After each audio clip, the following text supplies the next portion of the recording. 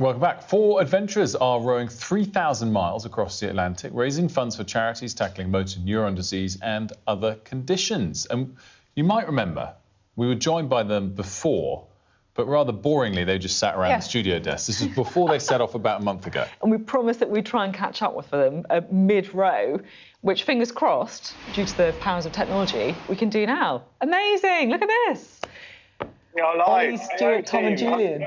Wilf, how are we? We're very well, very relaxed, sitting here. How much more importantly, how are you doing, Ollie? The crew are fantastic. So you've got, just behind, you've got Stuart here next to me, Tom in the middle, and then Julian at the back. So we're on Good Fettle. We're on day 24 now of the crossing.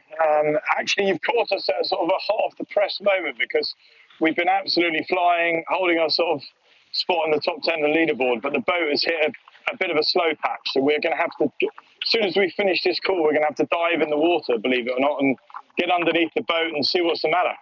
Well, Ollie, you know what they say, a bad workman always blames his tools. Exactly. There come no excuses, right? Adapt for profit is our motto, so there we go. So you've been there for 24 days, and the thing that me and Wilf couldn't believe last time we spoke, that you're doing everything there. So you're kind of eating, sleeping. It's literally just you guys on a boat. How has it been? How are you holding up? Because you're looking very well. I mean, I'm looking like a garden gnome, aren't I? Really, let's be honest. But no, I mean, it's great. The morale's high. It is challenging. I'm not going to lie, especially with the heat. The last sort of 12 days, we've had zero wind, which has made it really, really challenging just because it's then purely on the oars at that point. And it's about 30, 35 degrees during the day, so the sun is absolutely sweltering. So that makes it life on board pretty challenging.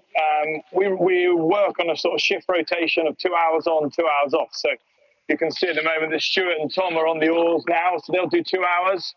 And then Julian and I will step on after them and do our 2 hours. It just carries on like that, non-stop chaining. And in between, in the downtime, you try and get a bit of sleep and you try and get your food in you, basically. So simple life, but simple struggle at the same time. So, Ollie, where roughly are you at the moment? I mean, if you're 27 days in, what's the rough estimate of how long it'll take? Are you well past the halfway point or not? Yeah, we're through halfway. We've got 1,100 miles to go. So we've crossed now about 1,300, 1,400 miles. So we're hoping to be in around between the sort of 23rd, 24th of January into Antigua. That's the hope.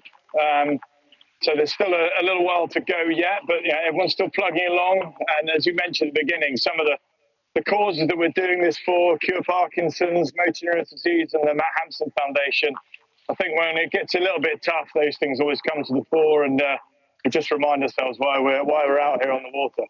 Yeah, so it's honestly, the charity fundraising is absolutely incredible. It really is. And you're talking there about the challenges on the water and the fact you're going to have to dive into the water to see what's going on with the boat after you stop talking to us. What's been the most challenging moment so far? Aside from trying to hold a mobile phone and get the crew in the background at the same time and talk to you guys. I mean, the most challenging bit so far has been the heat. I think it's just been managing that and really trying to stay positive despite the fact that you're cooking in your cabin at each time. So managing that alongside the sleep deprivation, those have been the biggest things for the crew. But the spirits are really high.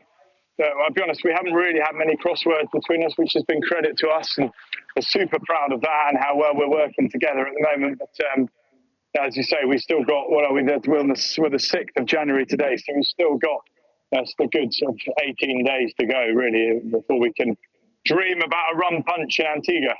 Yeah, well, that does sound pretty good, but you've certainly earned it. And Ollie, we wish you and Tom and Stuart and Julian the very best with the rest of that journey. Stay safe and congrats again on this amazing endeavour.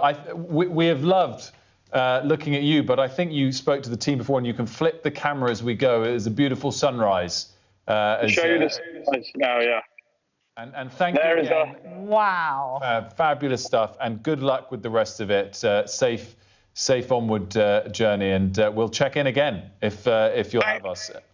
Yeah, thanks very much. So lovely to see you both. Thanks for having us on the show, and obviously keep following us, Team Seas Life. You'll find out what's underneath the hull shortly. Good luck with that. Thanks so much, Ollie, Tom and Stuart and Julian. We'll speak to you again soon. Thanks, team. Thank you very much. Have a lovely morning. That is absolutely amazing. I have to say, I think that's absolutely extraordinary, I really do. Credit to them as well. Massively. What a feat of endurance that is, and some really important charities they're raising money for as well. We are going to quickly